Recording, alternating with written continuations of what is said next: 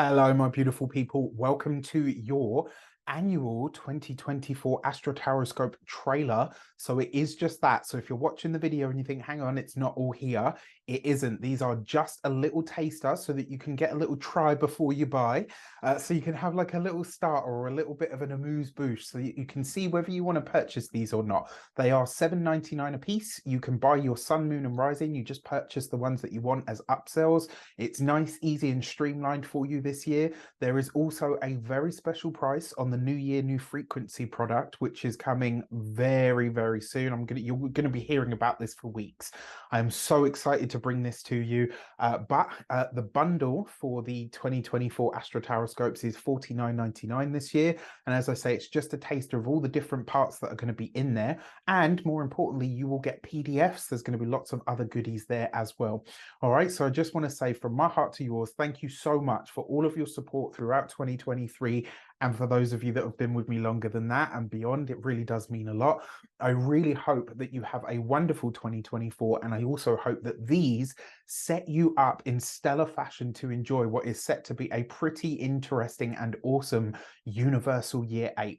With that said, take care and I'll see you soon. So, for your let's see, what does 2024 have in store for you, my dear Pisces? All right.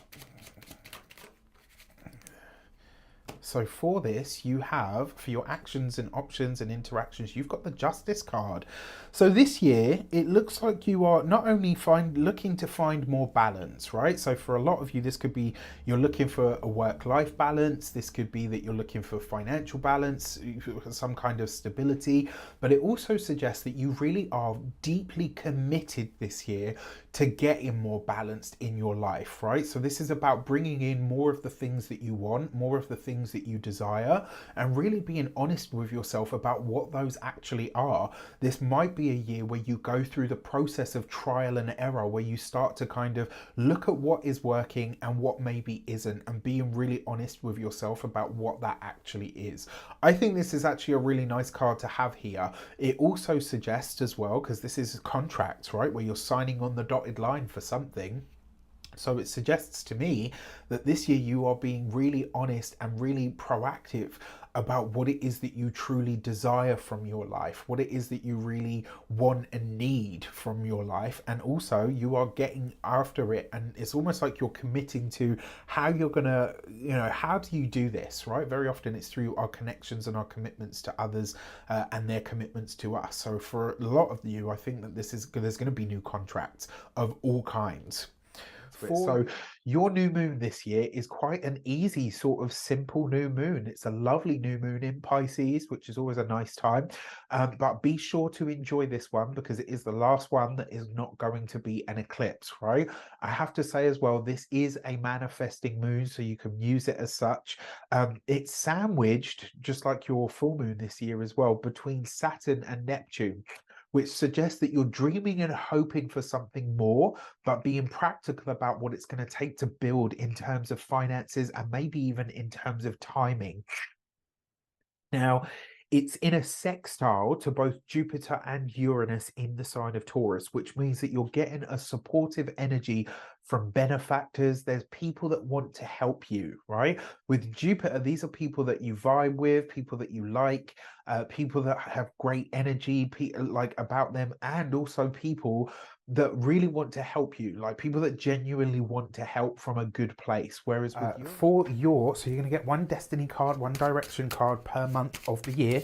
You guys know how this works by now, right? So you're going to get two cards, one major card and one from a full deck. And obviously with all the astrological transits that I talk about, I'm not going to go into great detail here because you will get your you've got your astrological cheat sheet, which will basically go into a lot more details with this. And it's the same with your lunations. You've got your lunation section. All right, so your first card out, it's also worth mentioning, your first card out, it kind of typifies the year ahead that you're likely to have. All right, so the first card out, yes, it speaks to January, but it does speak a lot to the year overall. And for this, you have the Fool card, right? New things, new places, new people, new energies.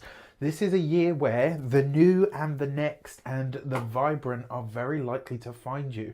The thing with the Fool card, this is very much a destiny kind of energy, so it's really powerful. And what this really suggests to me, actually, is that this year, it really is about going to new places, meeting new people, seeing different things, seeing the world, your life, and even yourself in a very different way to how you've seen yourself or your life previously. So this is really powerful, all right? I love this because it really is, it's, the Fool card on its own is kind of like a reboot. It's like a let's pressing the reset, there. It's like pressing the reset button or having a reboot in some way. And you know, the fact that this shows up for you as your sort of first card out, it means that this is going to be a profound year of change. You might see yourself and life very differently by the end of it. Now, in terms of January, this is new connections, new people, new places, new energies that are making themselves known and felt in your life. So as we start the year, it's worth mentioning that there is a Mercury retrograde, I know, collective side, but it does end like straight away. Like as soon as we get into January the 2nd, the Mercury retrograde comes to an end, and that's it. So we do have quite a strong start to this year. Also worth mentioning, there's no Mars retrograde, so it's literally just that and the post-retrograde shadow. So it's like you've got a straight shot. As if that wasn't enough, Pluto on the 21st of January is coming back into the sign of Aquarius. This for you represents your 12th house. This is very, very deep. It's very powerful, and to get like the lowdown on it, if you like, check out your astrology cheat sheet. It's really going to go into the kind of detail that I can't, especially for a transit like this and in a space like this of your chart.